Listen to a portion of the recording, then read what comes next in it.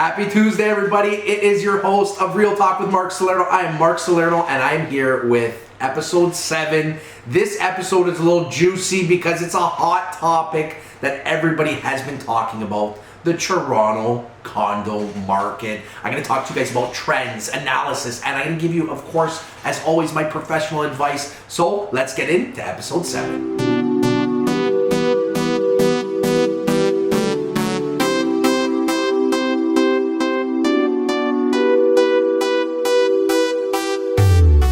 Welcome to today's episode. I'm excited to talk about the condo market in Toronto as it has been a very hot topic during this pandemic.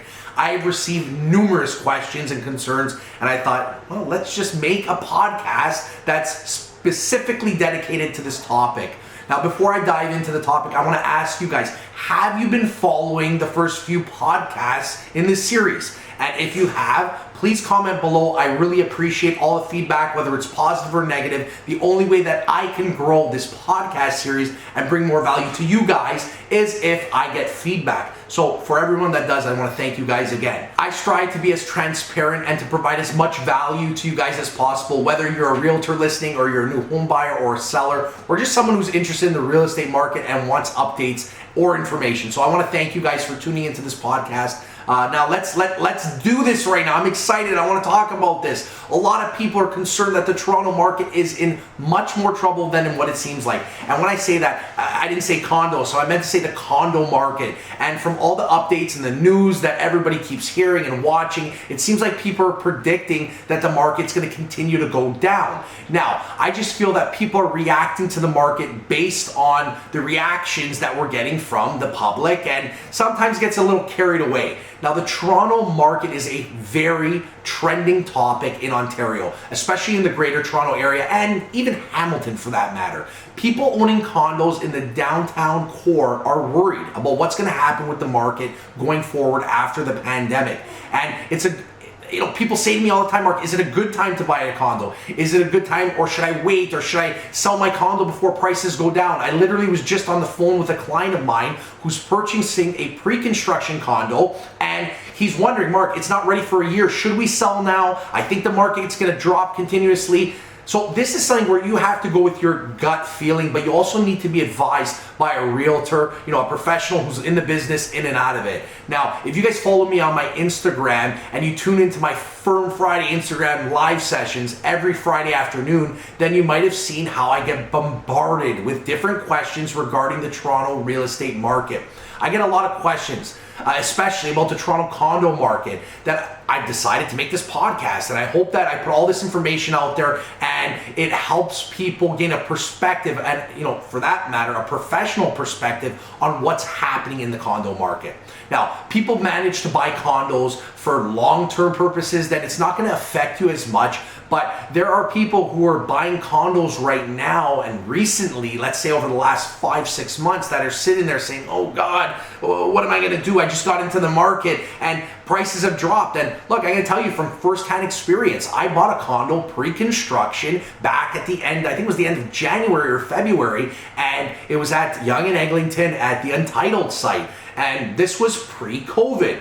I'm sitting here saying to myself, I'm not too concerned, to be honest, because I think the long-term perspective on what we're going to be in with the real estate market, just in Toronto in general, or the GTA for that matter, is there's a lot of pent-up demand. There's people that want to move here. And I said to myself, if it's not ready for 5 years, okay, fine. Maybe prices have pulled back 10%.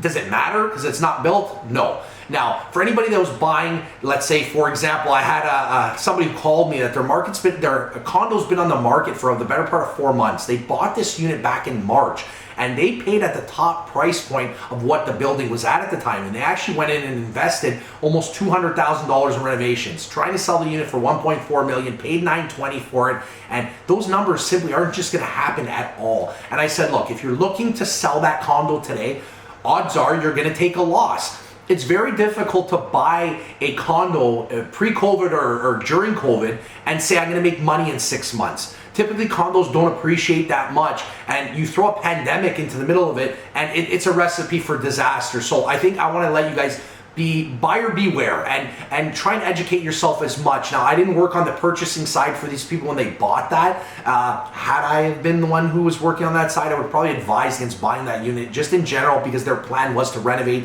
and nothing has sold in that building over $1 million.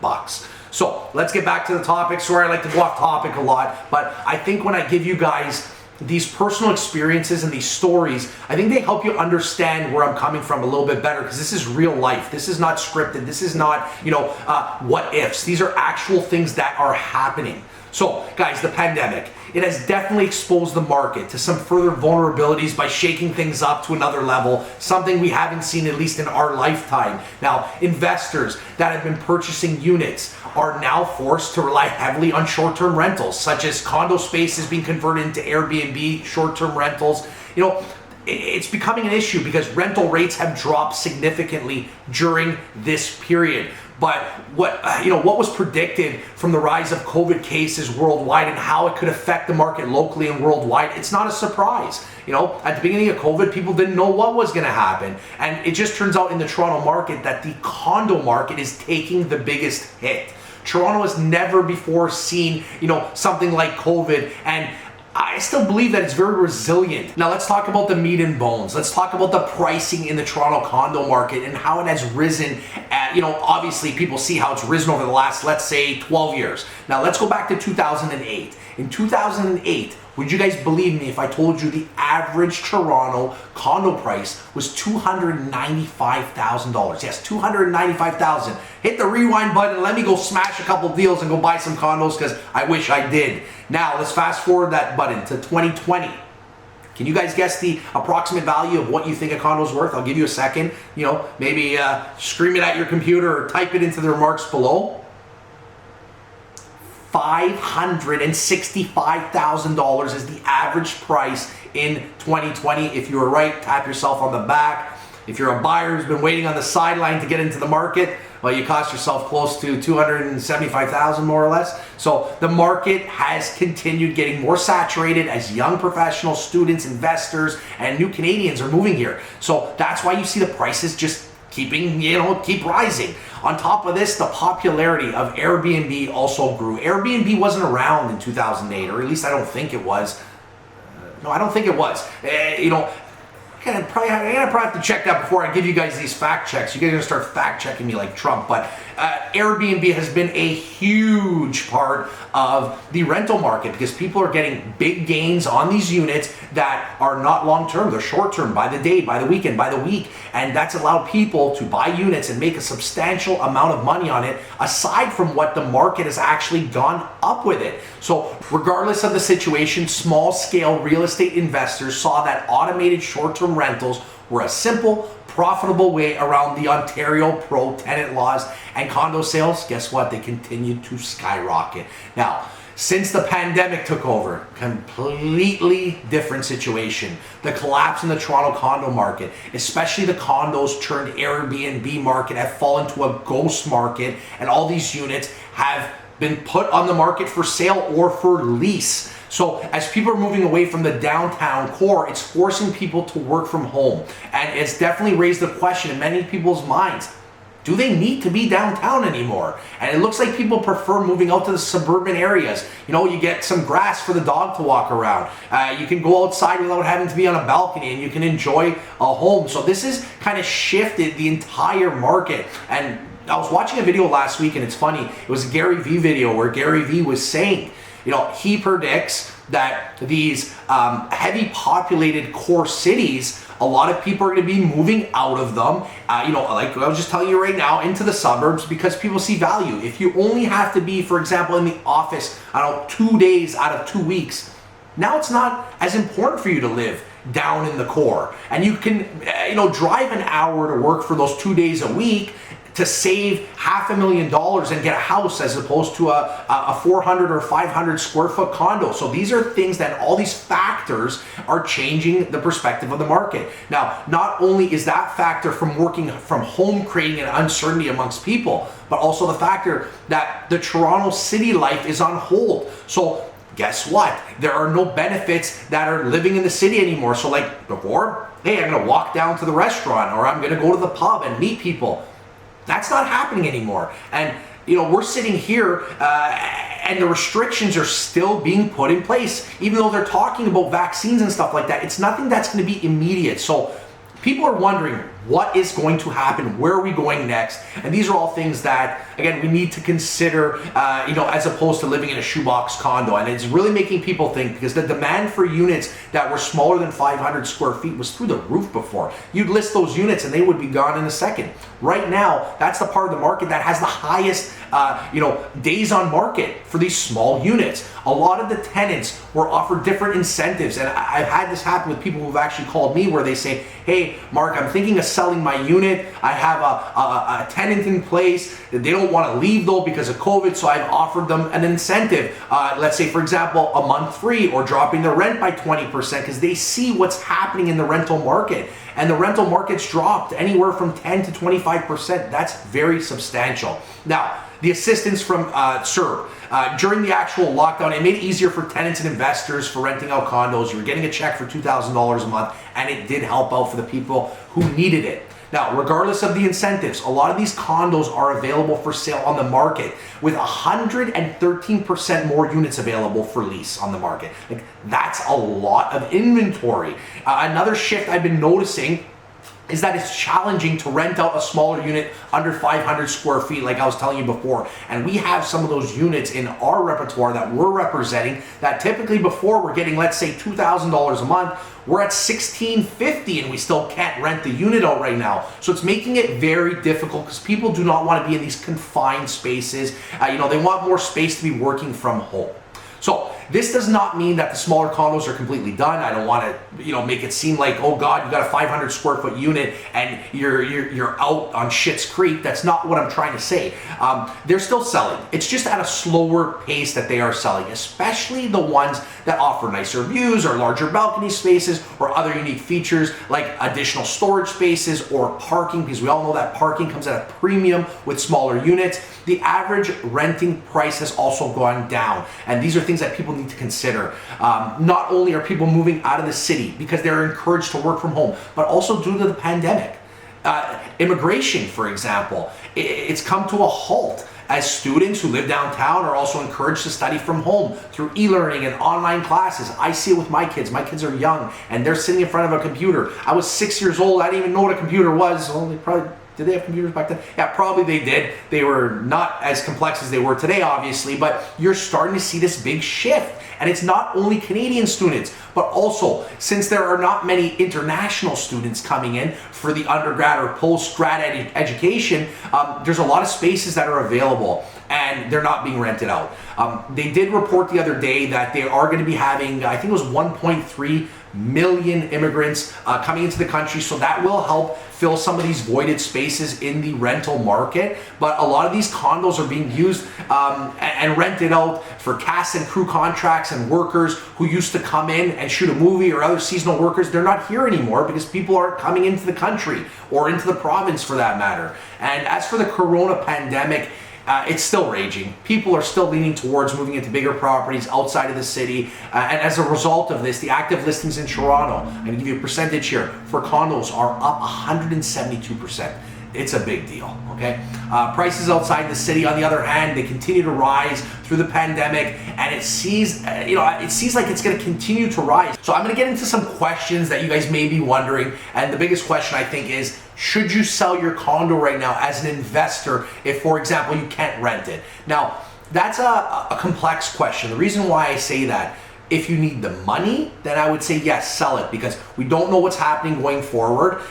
You would put that money towards something else, it would work out. But if you're a savvy investor who has a portfolio, I really wouldn't be too concerned. And the reason why I say that is I think things are going to turn around for the better. It's just a matter of time before life gets back to normal, immigration starts coming in, and there's going to be more people who want to rent.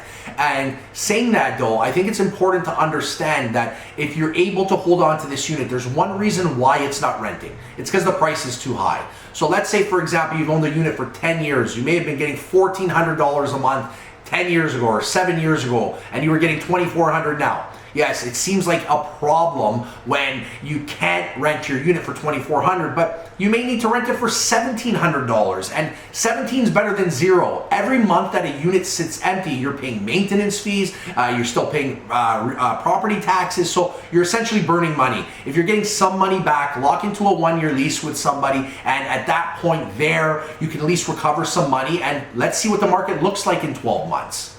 Okay, second question. Is it a good time to buy a condo? I'm going to give a big thumbs up on this one here. And you're probably wondering, saying, but Mark, you're telling me about how bad the market is and prices are dropping. Prices are dropping. You're buying at a discount. Again, just got off the phone before I filmed this podcast, and one of my clients is going to be purchasing a condo for about $1,000 a square foot, where this condo at its peak, maybe 4, 5, 6 months ago, was $1,350 to $1,400. That's a significant savings. And again, if you're an investor, don't look at the fact that rental rates have dropped right now. Look at how much you're saving in the potential purchase price of the unit. So I think if you're looking as an investor or you're looking as an end user, right now is a good time to buy a condo, because on top of it, you can, again, I hate to say this, but you could potentially buy at a very good discount for someone who needs to get that money out of the market. So if you listen, my job, if you're going to hire me as a buyer's agent, I want to get you the best deal possible. I'm going to look for, the units that are discounted as much as possible. Take advantage of the market right now, because I'm telling you, it could be 12 months from now where we're going to be having this discussion saying, oh, the condo market's on fire. Last question. What do I think about people moving out of the city into suburban areas? This is, again, about lifestyle. What's important to you? Do you want to live in the city? Do you want to be in the core? Do you want to be walking distance to everything? Because you can move to the suburbs, and there are some suburbs that are a little bit more populated than others, especially when you talk about, for example, where we're located out of, which is Vaughan. Condos are going up like crazy right now, so it's starting to feel like the city. So I would say it's a question that it all depends on your lifestyle and your preferences. There's a lot of people that I started noticing, and this was probably even from the start of COVID, where people were selling their Toronto properties deep in the core and taking that money and buying up north. And when I say up north, King City, Vaughan, Innisfil, Bradford, getting a lot of land and building a dream home for themselves, because they just sold their smaller house in the city for $2-3 million, and then pick up some land a little bit cheaper and build their property a little bit, out of the core, 45 minutes, an hour out of the core. But that's lifestyle. If you're working in the city every day, you're probably not going to be the one that says, okay, let me go move an hour north just so I can drive into the city. But guess what? If your job allows you to work from home, now that's something that might work for you. Your office might be in the city, but you can work from home at your desk, and you don't have to report in, and now all of a sudden, hey, there's value. I just bought an acre of land, built a 3,000, 5,000 square foot house, whatever you want to, build, whatever your desire, aches, and you can go there and fulfill those dreams that you've always wanted. So again, it all depends on the person. You got to tell me what you want, and then we can help you achieve that goal. And to add to that, I truly believe that we're going to be in a situation where you're going to continue seeing this trend of people moving out of the heavily congested areas, i.e. the downtown core, and moving north, getting a little bit more space, getting a little bit more bang for your buck. Because I don't think that this is just going to be a pandemic thing. I think this is something long-term where people are understanding that work can get done remotely, okay? It's like me, for example, when I go on holidays at Christmas time, I'm gone for 2 weeks to a month. And you're probably wondering, Mark, how do you sell real estate from abroad? All I need is internet connectivity. The only thing that I physically cannot do is be there to open the door. But I can talk to buyers, we can do Skype calls, I can walk through properties with people via FaceTime. Again, it's not the most ideal thing, but it can be done. We're in 2020, approaching 2021. Times have changed, and people are all about how can I achieve something quicker and not waste as much time. For example, DocuSign. DocuSign's a big thing now. Everybody's using it to sign documents. 5 years ago, anytime I needed to get an initial done, I had to jump in my car, go see my clients, and it wasted a lot of time. So we are living in a more effective society today for time management. And I see more people utilizing that in the way that they live also. So a lot of people are investing more into their properties now more than ever, as travel, for example. More people used to put aside 30, 40, 50, whatever $1,000 a year to do traveling, and now people are saying, I want to put it into my property because I know I'm going to be spending more time at home. At the end of the day, guys, real estate is not a get rich quick scheme. And anybody who's going to tell you that, they're lying through their teeth. Real estate's a long-term type of investment. Therefore, I always keep positive outlooks on the market, as they've been predicting a crash forever. Like I got into the market in 2006, and since 2008, all the real estate market's going to drop. People can give future predictions, but only hold so much accuracy to that, and take it with a grain of salt, because everybody's going to have an opinion. As you guys know, I'm a very factual-based guy. I like to look at stats, I look to analyze them, and I look for trends from there, not based on what I feel. Opinions are great, facts are better, okay? So even though condo prices right now, they're getting lower, I still think it's a great time to invest in condos, as you're getting them at a discount right now. I'm gonna end off by giving you guys my overall opinion. I think that the market in general is fantastic. Rates right now, as you guys see, they keep saying that rates are not gonna move anywhere for probably 2-3 years. Take advantage. Money's cheap right now. That's why you're seeing a lot of activity in the real estate market. People are utilizing and taking advantage of these cheap rates. You can borrow money for almost next to nothing, and I think it's a great time for people that have not been in the market to get in. Again, just be educated when you make these decisions. It breaks my heart when I see people that come to me to sell a property that have purchased a property with another agent in the past, and it was just a bad buy. I explained, like I was telling you about the person with the condo yesterday I was speaking to. I would like to say 70 to 80% at least is in the buy when you're buying as an investor, whether it's someone buying a piece of land looking to build and sell a house, or someone buying a condo like these clients here that were looking to do a quick flip. The purchase is everything. If you don't execute on the purchase, you're already starting off behind the 8 ball. Okay, so it's very important to make sure that you're doing your research and having someone who can guide you in the right direction, and that's going to give you that proper analysis, and someone that's going to just simply be looking for your best interest, not someone that's just looking to put a deal together and get a quick paycheck. As always, I want to thank you guys for tuning in. You guys are the best. This has been episode 7 of 8. That means we only got one more left. We're going to decide and see if we're going to keep doing this Real Talk with Mark Salerno. It all depends on what you guys do. If you guys show support and you guys feel value coming out of these podcasts, then I'm going to keep bringing them to you. I made this commitment because in the past I made commitments to doing podcasts and we kind of stalled them, but we've been doing this every week, every Tuesday. We're dropping at 10 a.m. I want you guys to check out, if you can, my other social media channels. YouTube. We just hit over 1,000 subscribers. It's amazing. I think we picked up like 125 subscribers in the last month. We're moving at a better pace on that. We do all of this for you guys. It's simply put, keep hitting that mic. Keep doing simply all of this for you guys. We want to provide value. We're not just here to sell real estate, but we're here to hopefully make the real estate industry better as a whole, from a buyer's perspective, a seller's perspective, and most importantly, from a realtor's perspective. So I want to thank you guys for connecting with me. Hit that subscribe button in the link below. Maybe share this with a friend, and I will see you guys on episode 8.